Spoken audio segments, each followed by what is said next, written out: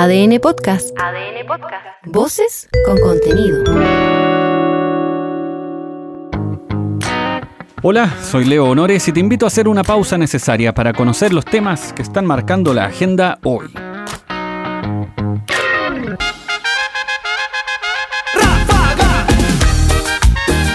Hace tiempo que no llovía tanto. Antes habíamos sentido harto frío. No habíamos visto un frío tanto este año como este año, tanto frío. Pero ahora tocó viento y lluvia. Y viento con todo, con ráfagas de más de 100 km por hora. Es como si todo de golpe se hubiera convertido en Punta Arenas. ¡Oh, qué terrible! Nos faltó eso sí el cordero asado. Asadito, corderito. Bien, con todo. Mansa longa. Pero lo guardamos. La lluvia fue intensa y lo sigue siendo en algunos puntos del país, aunque lo más complejo fue el viento, es que arrasó con todo.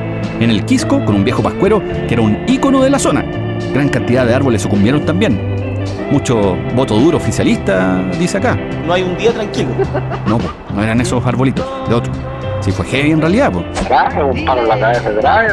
Tanto que en el peor momento, más de 1 millón de clientes estuvo sin servicio eléctrico. Se cortó la luz. En las primeras horas del sistema frontal se confirmaron fallecidos y también personas desaparecidas. Una de las víctimas perdió la vida al caerle encima un árbol, esto en Estación Central. Este es el fiscal Felipe Olivari. Persona de nacionalidad chilena de 33 años que resulta fallecido en las siguientes circunstancias en la comuna Estación Central, específicamente en la avenida Gladys Marín. La víctima se encontraba al interior de un automóvil, específicamente en el asiento del copiloto, en compañía de otros 2 sujetos, de 2 amigos, y producto del temporal, una palmera de alrededor de 20 metros de altura cae encima del techo del vehículo y golpea a la víctima en su cabeza, provocándole la muerte en el mismo lugar. El servicio eléctrico se vio tremendamente afectado. Es que desde el 2010 que no había un corte de servicio tan masivo. Luego, unos años después, hubo otro también por nevazones. Pero así como este, hace tiempo que no. Acá el tema de la prevención, por supuesto que aparece otra vez. Revisar anticipadamente las ramas con riesgo sobre el alumbrado público y el tema de fondo. ¿Hasta cuándo seguimos con la genialidad de tener cables aéreos? Aunque, sinceremos, en esta oportunidad el viento fue mucho más potente. Este es el ministro de Energía, Diego Pardo. Efectivamente, en términos de intensidad relativa, este fue un fenómeno donde la magnitud de los cortes de suministro no la observábamos desde el terremoto del 2010. Ese es el orden de magnitud con el que estamos trabajando. En los colegios se suspendieron las clases preventivamente, pero ojo, con recuperación. Sí, pues, si esto no es al lote, no, hay que seguir aprendiendo. Esto dijo el ministro Nicolás Cataldo. Y en ese sentido nosotros siempre tratamos de evitar estas decisiones. A nosotros no es muy doloroso el tener una suspensión de clases, total o parcial. También propendemos habitualmente a que si hay suspensión de clases, estas sean con recuperación de clases. Eso. A propósito del calendario escolar, ¿no? Que no se tenga que suspender sin recuperación.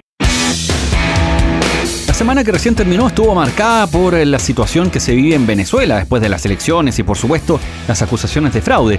El presidente Boric se sumó a sus pares de México, Brasil y Colombia para exigir transparencia en el proceso. Eso en lo regional, en el barrio, pero en lo inmediato y local hay preocupación ante la posibilidad de que aumente la migración venezolana a Chile, incluidos parlantes, los trenes... No, los trenes no, eso mejor que no. Los buenos, pero los otros no. El subsecretario del Interior, Manuel Monsalve, viajó a la frontera norte y se reunió allí con autoridades locales, incluidas las militares, para coordinar medidas. Esto dijo. Hemos analizado en el contexto de las nuevas contingencias cómo fortalecer las capacidades de control de la frontera. Creo que un aprendizaje muy importante es que hoy día los puestos de observación fronterizas que hay aquí, particularmente lo conversábamos con el ejército, en el puesto Beta se instaló una cámara térmica que no había, que permite un control tanto diurno como nocturno de la frontera que se evalúa como altamente eficaz. Se van a invertir 4.000 millones en un acuerdo que teníamos con la Fuerza Armada y con el Comando Conjunto Norte, que va a implicar colocar un puesto de mando justamente aquí. En el Congreso, ahí ha pasado de todo. Hay cosas buenas y otras tremendamente ordinarias, vergonzantes. ¿Qué más esperáis de los políticos? Ya te cuento, pero partamos por el lado serio. Continúa la insistencia del gobierno en que se tramite la reforma previsional. La nueva propuesta mantiene 45 puntos de acuerdo y considera una nueva fórmula para el 6% de cotización. Esto se distribuiría en un 3% destinado a cuentas individuales y el otro 3% a un fondo solidario, donde el 1% sería para un apoyo permanente y el 2 restante para un préstamo que generaría intereses y que sería reembolsable para la jubilación. La jugada es súper interesante porque con esto no habría puntos de discordia o de rechazo, a menos que la oposición agote de su creatividad para presentar más peros. Esta es la ministra del Trabajo, Janet Jara. Estamos optimistas al respecto, creemos que es una propuesta que recoge los aspectos medulares que se han presentado, tanto como críticas como a través de propuestas, y lo principal es que pone el foco, como señalaba, en los que ha sido los objetivos de la reforma y las conclusiones además de esta comisión técnica que sesionó últimamente.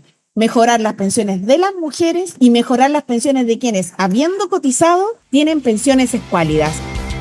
El próximo miércoles se votaría la idea de legislar. Ahí veremos cuánto pesa la convicción, el interés por el bien común o el afán de mantener los intereses de las AFP.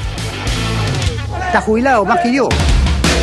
De tanto en tanto, en el Congreso se hacen cosas con las que los electores nos preguntamos ¿en qué estábamos pensando cuando votamos por determinados parlamentarios? No sé cómo Dios pudo hacer un animal tan grande, penca, para trabajar el cabro culiao. Es que sí, hay casos que hacen que el arrepentimiento podría ser un deber cívico.